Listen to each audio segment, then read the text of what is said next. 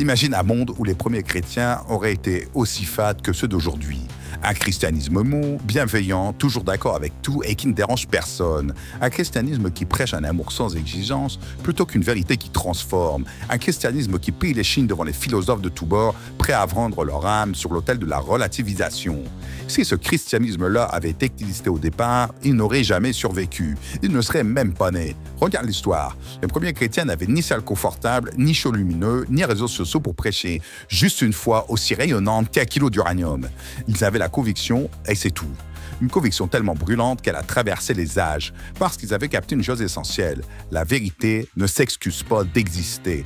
Aujourd'hui, on a l'impression que la majorité des croyants vivent une foi qui ne dérange plus personne, une foi inoffensive qui n'appelle plus le changement, un christianisme qui veut être accepté, validé, socialement compatible. L'Église moderne a troqué son feu pour du politiquement correct. On veut une foi qui nous fait nous sentir bien, pas une foi qui nous pousse à changer. Grosse erreur. Parce que la vraie foi, elle ne te laisse jamais tranquille. Elle te remue, elle te met face à toi-même, elle te pousse à sortir de ton canapé spirituel. Parce que si elle ne le fait pas, c'est pas de la foi, c'est juste un foutu hobby.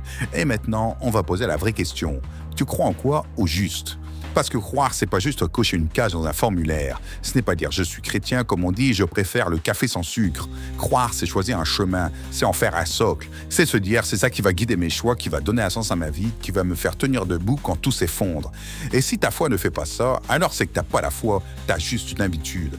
Quand Jésus parle des tièdes dans l'Apocalypse 3,16, il est clair. Il ne dit pas, ouais, c'est dommage, ils sont pas au top, mais bon, ça ira. Il dit, parce que si tu es tiède, je vais te vomir de ma bouche. T'as bien entendu, pas de « je vais essayer de t'aider à t'améliorer », pas de « je vais être patient avec toi ». Il dit qu'il rejette les tièdes. Pourquoi? Parce que quelqu'un qui est tiède, c'est quelqu'un qui veut jouer sur les deux tableaux, qui veut la foi dans la stagnation, qui veut la vérité mais sans conséquence, qui veut Jésus mais qui veut surtout éviter d'avoir à faire des choix tout tranchés. Mais la vérité, elle est comme une épée tranchante par nature. Elle ne s'adapte pas à tes envies, elle ne change pas pour coller à la mode, elle est scalée et c'est pour ça qu'elle dérange. Et c'est là qu'on touche à la racine du problème. Les chrétiens d'aujourd'hui ne veulent plus être dérangeants, ils veulent être acceptés. Alors ils édulcorent leur message, ils évitent les sujets qui fâchent, ils transforment l'évangile en une philosophie du bien-être. Viens Jésus, il vient améliorer ta vie. Non, viens Jésus, il va transformer ta vie. Une transformation, c'est radical, ça fait péter les vieilles fondations, ça reconstruit tout. Si ta foi ne bouscule rien en toi, c'est que c'est pas de la foi. Si elle ne te pousse pas à faire des choix qui coûtent, c'est que tu es en train de faire semblant. Et c'est pas juste un problème personnel, c'est un problème collectif, parce que quand une génération entière de croyants vit une foi édulcorée, l'impact disparaît. Une église qui ne choque plus personne est une église qui ne change plus rien. L'histoire l'a montré. À chaque fois que la foi devient tiède, elle disparaît. Pas parce qu'elle est attaquée de l'extérieur, mais parce qu'elle meurt de l'intérieur. C'est pas les adversaires de la foi qui tuent l'Église, c'est l'indifférence des croyants. Et là, c'est à toi de décider. Tu veux quoi? Une foi qui compte ou une foi qui meuble? Une foi qui éclaire ou une foi qui se fond dans la masse? Parce qu'il n'y a pas d'entre-deux. La foi, c'est pas un accessoire, c'est la base, ton socle, c'est ton roc. C'est le truc qui est censé définir qui tu es, comment tu vis, ce que tu es prêt à sacrifier pour ce en quoi tu crois. Et ça demande du courage. Pas du courage pour aller se battre contre des gens ou imposer quoi que ce soit aux autres. Du courage pour être cohérent avec toi-même. Du courage pour dire ça, j'y crois, et peu importe ce que ça me coûte, j'y reste fidèle. Le plus grand défi, c'est toi-même, c'est ton propre confort, ta propre peur du rejet, ton propre désir d'être validé par les autres.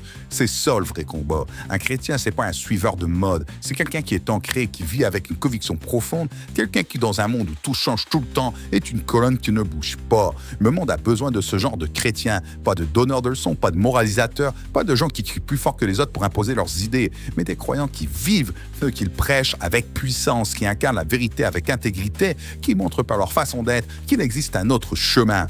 Alors écoute bien, parce que là, c'est la dernière chose que je vais te dire. Si tu restes diète, personne ne s'en souviendra. Ni Dieu, ni les hommes, ni toi-même. À la fin de ta vie, il y aura deux possibilités. Soit on parlera de toi comme d'un gars sympa, un bon citoyen, un mec bien, sans histoire, sans éclat et sans impact. Soit on parlera de toi comme quelqu'un par qui Dieu a parlé, a agi et a secoué le monde. Parce qu'au fond, c'est ça l'enjeu. T'es pas censé juste vivre pour bosser, payer tes factures et crever. T'es censé être une fenêtre par laquelle Dieu peut briller. Une preuve vivante que la foi, quand elle est brûlante, change tout sur son passage. Si ta vie ne sert qu'à toi, alors elle s'éteindra avec toi. Mais si Dieu passe à travers toi, alors ton existence devient infinie. Parce que ce qui est de Dieu ne meurt jamais. Alors c'est quoi ton choix? Ne te trompe pas, car Dieu cherche des voix, pas des spectateurs.